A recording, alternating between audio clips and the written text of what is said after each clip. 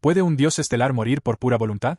El dragón de Aetelgar, una entidad de fuego y sabiduría milenaria, decidió dejar de existir.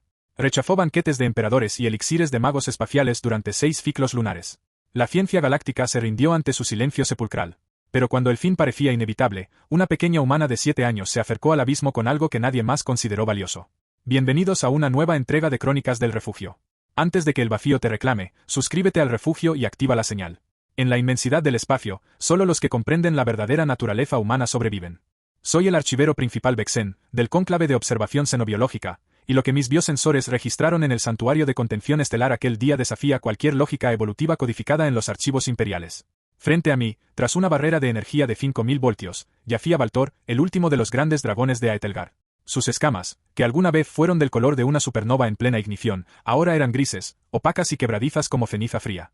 El aire en la cámara de contención olía a ozono y a la muerte inminente de una deidad. Hacía exactamente 180 rotaciones solares que Baltor no ingería una sola caloría. Habíamos intentado todo. Los ingenieros de la raza Barkan trajeron carne hiperproteica cultivada en laboratorios de gravedad cero, piezas de ganado estelar que habrían alimentado a un batallón entero. Baltor ni siquiera abrió sus párpados triples. Los lutianos, seres de pura frecuencia psíquica, intentaron alimentar su espíritu con canciones que resonaban en la estructura misma de sus células bioorgánicas. Nada. El dragón se marchitaba, su núcleo de fusión interno, el órgano que les permite quemar mundos, se estaba enfriando. Si ese núcleo se apagaba por completo, el colapso gravitacional resultante borraría este sector del mapa. La tensión en el puesto de observación era física. Mis propios biomonitores indicaban un aumento del 12% en mi nivel de estrés biológico. Los guardias imperiales, con sus armaduras de placas neuronales, mantenían sus rifles de pulso listos, temiendo que el estertor de muerte del dragón fuera violento. La atmósfera estaba cargada de una desesperanza gélida, hasta que la puerta de mantenimiento del nivel inferior se deslizó con un silbido hidráulico. Clara no debería haber estado allí. Era la nieta de uno de los técnicos de limpieza del sector humano. Una pequeña de 7 años estándar, vestida con un overol manchado de grasa y botas de cuero sintético desgastadas. En su mano derecha sostenía un envoltorio de papel encerado. No había rastro de miedo en su transpiración. Mis sensores no detectaron ni una molécula de cortisol. Ella no veía a una pesadilla galáctica capaz de devorar flotas enteras. Solo veía a alguien que se sentía muy solo. Con una parsimonia que hizo que los oficiales del cónclave se quedaran sin aliento, Clara caminó hacia la rejilla de ventilación que conectaba con la cámara principal. El sonido de sus pasos sobre el suelo metálico resonaba como martillazos en el silencio absoluto de la estancia.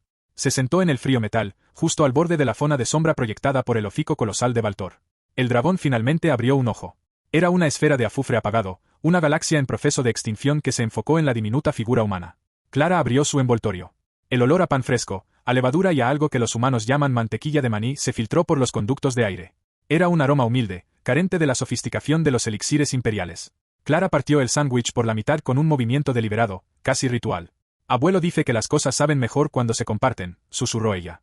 Su voz, captada por los micrófonos de alta sensibilidad, no tenía la frecuencia de la sumisión, sino la de la igualdad. El dragón emitió un gruñido profundo, una vibración que hizo que los biosensores de mi consola estallaran en advertencias de baja frecuencia. El suelo vibró. Los oficiales gritaron órdenes de retirada, temiendo una llamarada de plasma que incineraría a la niña en milisegundos. Pero no hubo fuego. Hubo una exhalación, un suspiro de 1000 años de antigüedad que levantó el cabello de Clara como una brisa de verano. El dragón inclinó su cabeza masiva, una montaña de hierro y ceniza descendiendo hacia una flor de carne y hueso. Justo cuando los guardias imperiales se disponían a disparar para salvar a la niña de lo que creían era un ataque inminente, Baltor hizo algo que detuvo el corazón de todos los presentes. El dragón no abrió sus mandíbulas para devorar, extendió su lengua bífida, una membrana sensible capaz de detectar firmas energéticas a años luz, y tocó con una delicadeza quirúrgica la mitad del sándwich que Clara sostenía con su mano temblorosa. En ese instante, el núcleo de fusión del dragón, que había estado estático y frío, emitió un pulso de luz azul tan intenso que cebó las cámaras de seguridad. Lo que sucedió en los segundos posteriores al contacto ha sido clasificado por el Imperio como el milagro de la empatía irregular. El dragón aceptó el trozo de pan. Lo masticó con una lentitud solemne, profesando no los carbohidratos, sino la intención. Mis sensores registraron una cascada de neurotransmisores en el cerebro de Baltor que nunca habíamos visto en esa especie. Serotonina, dopamina y un compuesto de reconocimiento de vínculo que solo los humanos parecen emitir de forma tan pura. Baltor no estaba muriendo de hambre física. Estaba muriendo de aislamiento existencial. Había sido adorado como un dios y temido como una plaga, pero nunca había sido tratado como un par. La niña humana, en su bendita irracionalidad, rompió la jerarquía cósmica. No le ofreció un sacrificio, le ofreció un almuerzo. El calor comenzó a regresar a las escamas del dragón. Vi, a través de mis lentes multiespectrales, como el flujo sanguíneo de Baltor se reactivaba, bombeando fuego líquido hacia sus extremidades. Las costras de gris ceniza se desprendieron, revelando un color carmesí vibrante, un rojo tan profundo que parecía sangrar luz. El dragón se incorporó, estirando sus alas que abarcaban todo el ancho de la cámara, un movimiento que hizo que los sistemas de soporte vital de la base chirriaran bajo el peso del desplazamiento de aire. En el puesto de mando, los generales gritaban sobre contaminación biológica y riesgos tácticos. Querían separar a la niña, querían estudiar el sándwich, querían protocolizar el milagro. Pero Clara simplemente se limpió las migas de las manos en su overol y acarició el hocico del dragón, justo en la zona donde las escamas son más sensibles al tacto. Baltor emitió un ronroneo que hizo que los cristales reforzados del santuario se agrietaran. ¿Ves? Estaba rico, dijo Clara con una sonrisa. El dragón cerró sus ojos, pero esta vez no para morir, sino para descansar en paz. El peligro del colapso gravitacional había desaparecido.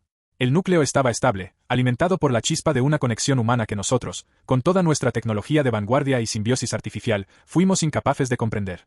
Este es el verdadero terror y la verdadera gloria de la humanidad. Nosotros, las razas antiguas, vemos el universo como una serie de ecuaciones de poder y estatus. Calculamos el valor de cada interacción en términos de beneficio o supervivencia.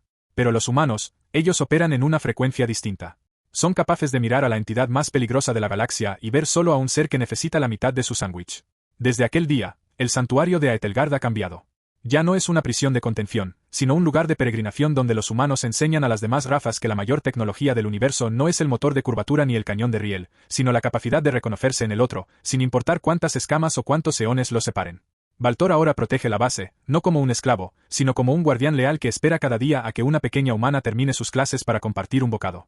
He archivado este relato como una advertencia para el cónclave: nunca subestimen a los terranos. No por sus ejércitos, que son feroces, sino por sus niños. Porque en un universo frío y calculador, ellos son los únicos que saben que hasta un dragón que puede quemar estrellas puede ser salvado por alguien que simplemente decide no dejarlo comer solo. La humanidad ha demostrado que el poder más grande no es el que domina, sino el que se atreve a ser vulnerable y generoso cuando la lógica dice que es un suicidio. Ha sobrevivido a un nuevo relato de Crónicas del Refugio. Si la extraña nobleza de la Tierra te ha dejado pensando en tu lugar entre las estrellas, prepárate para el próximo archivo. Los humanos no solo conquistan planetas, conquistan el alma de quienes los habitan. Te recomiendo que explores las otras crónicas ya archivadas en este canal para entender por qué la galaxia nunca volverá a ser la misma ahora que la humanidad ha despertado. No te quedes atrás, el espacio es demasiado grande para estar solo.